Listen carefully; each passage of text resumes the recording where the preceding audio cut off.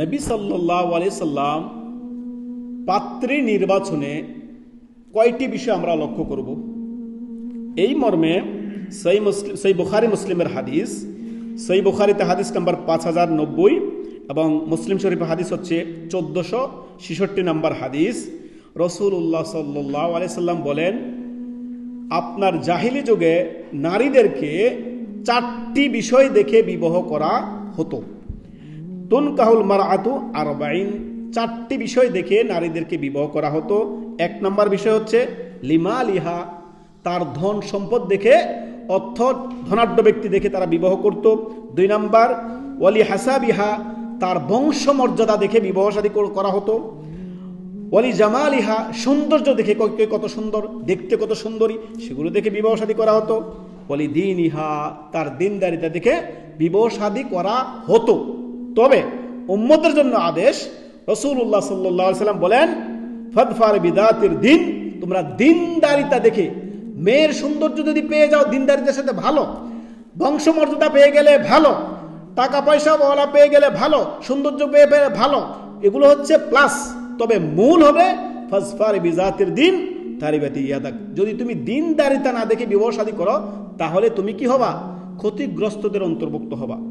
তো আমাদের সমাজে আপনি যদি জানেন, নবী সাল্লাল্লাহু আলাইহি সাল্লামের উপদেশ বা আদেশ হচ্ছে ফাজফার বিজাতির দিন, তোমরা দিনদারিতা দেখে বিবাহ শাদী করো। কি দেখো? দিনদারিতা। এখন আমাদের বাবা মায়েরা কি দেখে? বিসিএস ক্যাডার, সরকারি চাকরিওয়ালা, সুদখোর, ঘুষখোর, বেনামাজি হোক, যাই হোক, চাকরি আছে কিনা, সরকারি চাকরি আছে কিনা, বাস চলো মেয়ে দিয়ে দাও। মেয়ে কি সুখে থাকবে কি দুঃখে থাকবে সেগুলো দেখার দরকার নাই, বিসিএস ক্যাডার তো দিয়ে দাও, সরকারি চাকরিওয়ালা। আল্লাহু আকবার, আল্লাহু আকবার। আমরা দেখি ওই যে জাহিলি যুগে যেগুলো দেখা হইতো, নবী সাল্লাল্লাহু আলাইহি ওয়াসাল্লাম শেষ পর্যন্ত কি বললেন? ফাজফার বিজাতির দিন, তোমরা দিনদারিতা দেখে বিবাহ শাদী করো। তারিবাতি ইয়াদাক, যদি দিনদারিতা না দেখো, দিনদারিতাকে প্রাধান্য দাও, তাহলে তুমি কি হবে? ক্ষতিগ্রস্তদের অন্তর্ভুক্ত হবে, তুমি নিজেই ক্ষতিগ্রস্ত হবে। অতএব আমাদের বিবাহ শাদীর ক্ষেত্রে মেয়েদের যদি আপনি দেখেন দিনদারিতা তার আছে আলহামদুলিল্লাহ, আর দিনদারিতা বোঝার জন্য মেয়ের বাবা মাকে দেখবেন তারা 5 ওয়াক্ত সালাত পড়ে কিনা, মেয়ের মা খালারা পর্দা করে কিনা, মেয়ের মা খালারা হারাম হালাল মেনে চলে কিনা, মেয়ের বাড়িতে আপনার দিনদার প্র্যাকটিস হয় কিনা, মানে দিন পালন হয় কিনা, এগুলো আপনি খোঁজ খবর নেবেন পাড়া প্রতিবেশী থেকে। যদি মেয়ের খালা ভালো হয়, মেয়ের মা ভালো হয়, মেয়ের ফুফি ভালো হয়, তারা যদি ভালো হয় অবশ্যই মেয়েও ভালো হবে। মেয়ের বাবা যদি দিনদার হয়, মেয়ের মা যদি দিনদার হয়, অবশ্য মেয়েও ভালো হবে। এটাই রাসূল সাল্লাল্লাহু আলাইহি সাল্লামের কথা, ফাদফার বিজাতির দিন, তোমরা দিনদারিতা দেখে বিবাহ শাদী করো। তারিবাতি ইয়াদাক, যদি তুমি এটা না করো তাহলে নিজেই ক্ষতিগ্রস্ত হবে। অতএব আম গাছে জাম কখনো ধরে না। আপনি বেনামাজি নিয়ে আসবেন, বেনামাজির ঘরে থেকে সন্তান সন্ততি এরা বেনামাজি হবে। অতএব সতর্ক, সাবধান। মেয়ে দেখবেন দিনদারিতা আল্লাহভীরু মেয়ে দেখবেন।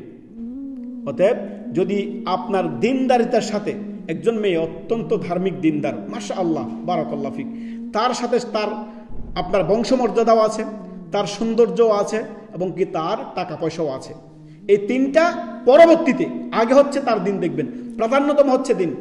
খেয়াল রাখবেন প্রত্যেকেই নিজ নিজ পরিবারের জন্য এই হাদিসটি ফিট করবেন।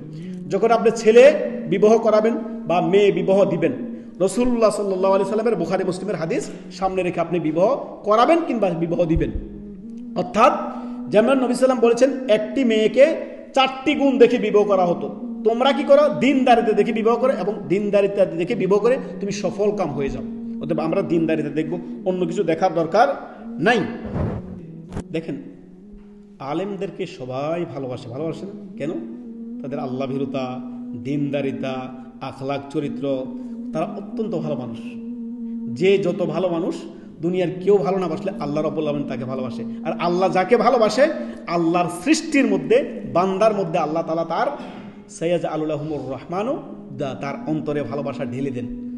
এই জন্য আল্লাহ আলেম ওলামাদেরকে, দায়ী আল্লাহদেরকে আল্লাহ ভালোবাসেন, এই জন্য আল্লাহর বান্দারাও তাদেরকে ভালোবাসেন সবসময়।